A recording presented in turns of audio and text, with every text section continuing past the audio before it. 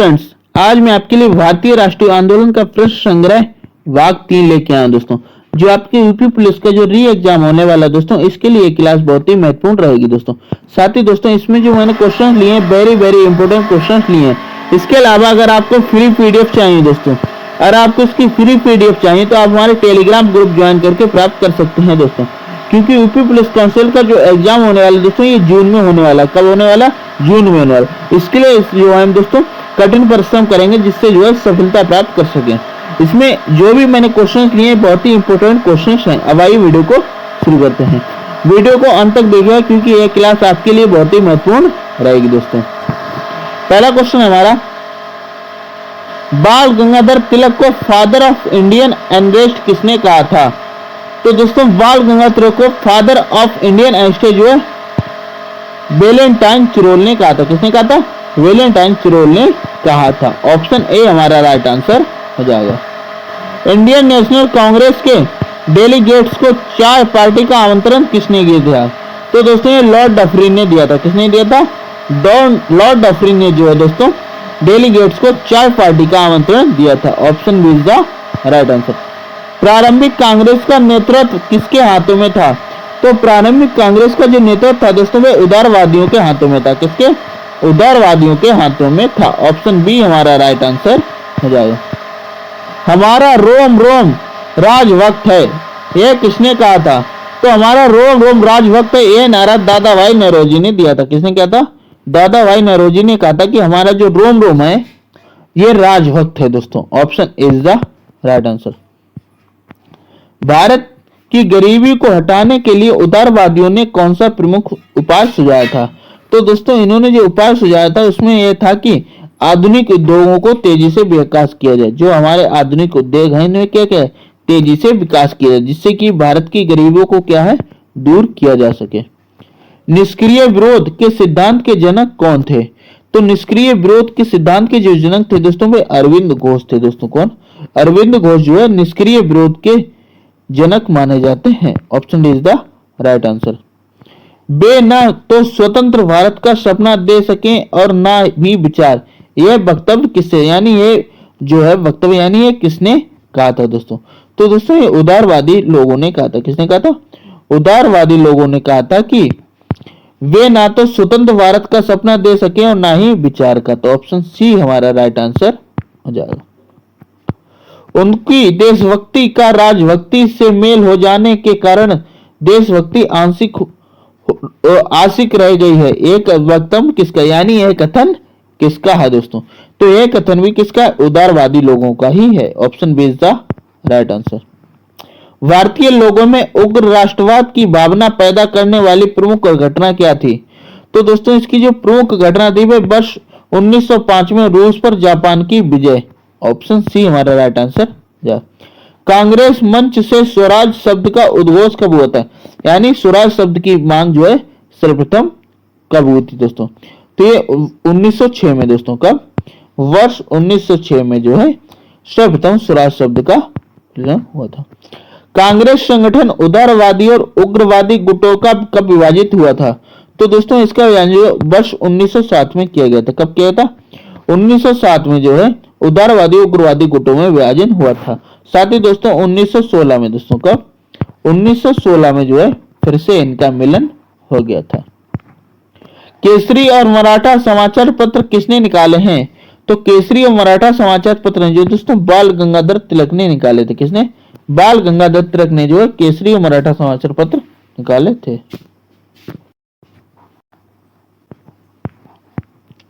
स्वतंत्रता हमारे जीवन का लक्ष्य है और हिंदू धर्म ही हमारे इस उद्देश्य की पूर्ति में सहायक होगा, यह कथन किसका था? तो दोस्तों, यह कथन अरविंद घोष का था। किसका था? अरविंद घोष का कथन था कि स्वतंत्रता जो है हमारे जीवन का लक्ष्य है और इसे हम प्राप्त करके ही रहेंगे। Option B is the right answer. भारत में होम रूल आंदोलन के संचालक कौन थे? तो होम रूल आंदोलन के संचालक जो थे दोस्तों, वह श्रीमती एनी बेसेंट दोस्तों। कौन?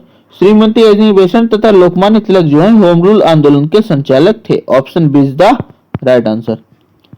होम रूल आंदोलन के प्रचार के लिए श्रीमती एनी बेसेंट के समाचार पत्र कौन से थे? तो दोस्तों, इनके जो समाचार पत्र थे वह न्यू इंडिया, तथा कॉमनवेल्थ दोस्तों। क्या न्यू इंडिया और कॉमनवेल्थ जो है ये होम रूल आंदोलन के प्रचार के लिए एनी बेसेंट ने संपादित किए थे। Option B is the right answer.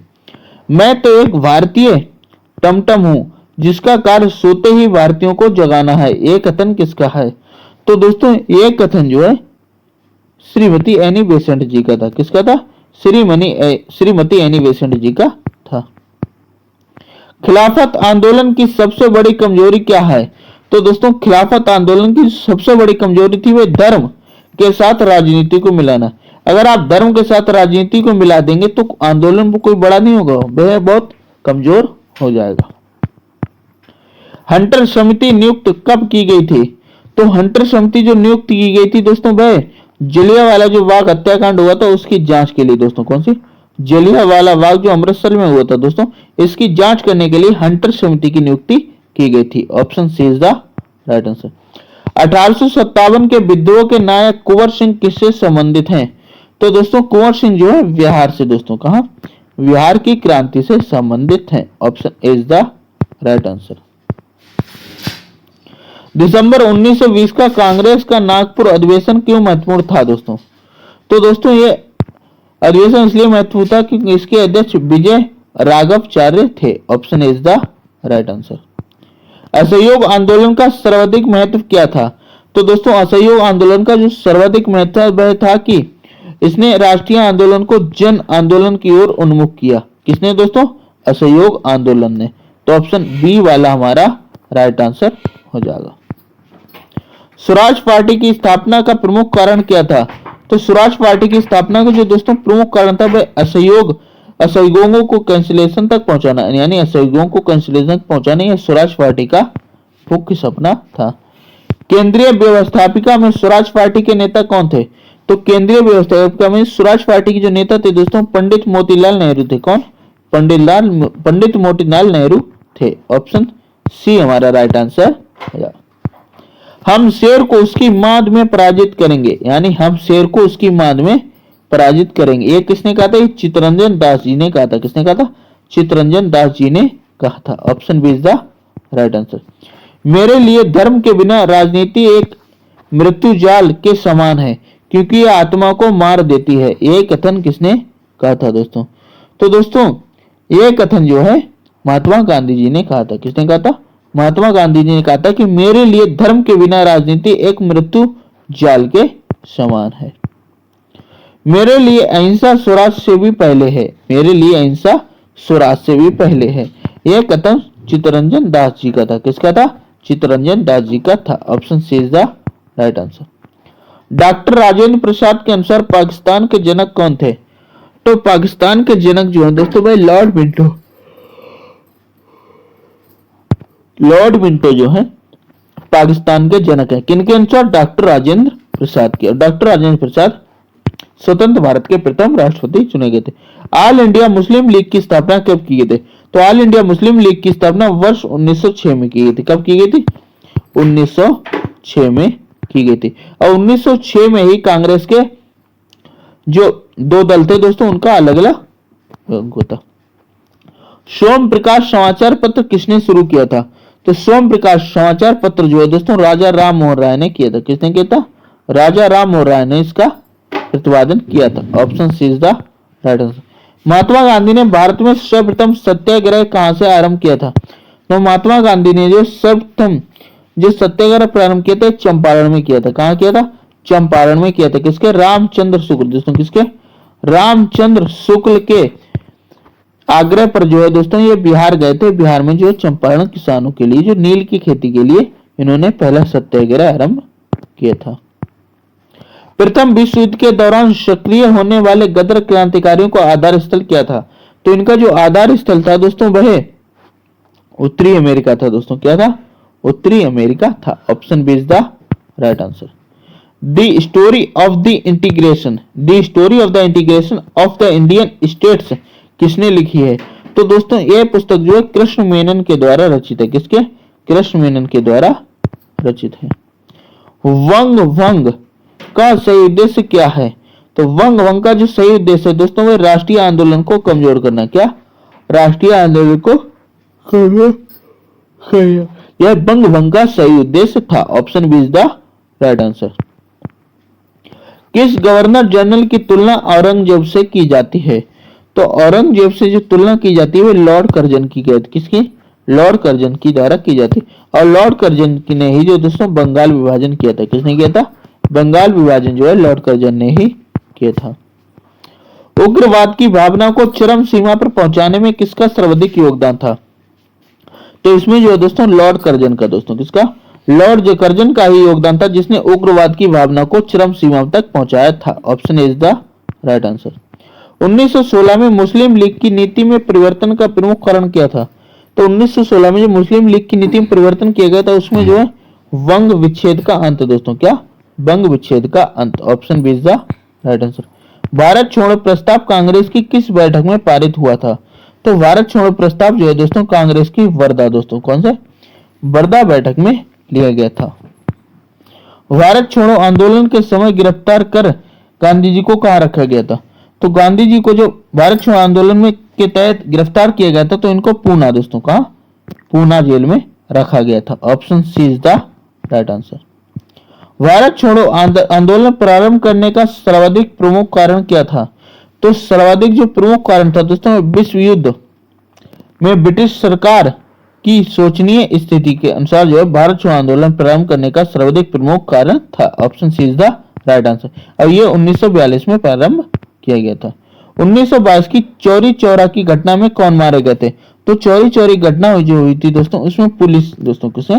Police के लोग अधिक मारे गए थे। Option C is the right answer. Dandi यात्रा का मुख्य ध्येय क्या था? तो दांडी यात्रा का जो मुख्य ध्येय था दोस्तों नमक कानून को तोड़ना। यानी नमक पर जो कानून लगाया गया था दोस्तों उस कानून को तोड़ने के लिए दांडी यात्रा प्रारंभ की गई थी। कामगा टामरू क्या था? तो कामगा टामरू एक पुस्तक का नाम, एक जहाज का नाम, एक नगर का नाम या एक क्रांतिकारी का नाम? तो दोस्तों एक जहाज का नाम था। दोस्तों क्या था? एक जहाज का नाम था। दोस्तों कौन सा? कामगा टामरू जो क्या था? एक जहाज था।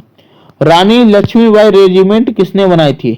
तो रानी लक्ष्मीबाई रेजिमेंट जो दोस्तों सुभाष चंद्र बोस। दोस्तों किसने? सुभाष चंद्र बोस ने बनाई थी। Option D is the right answer.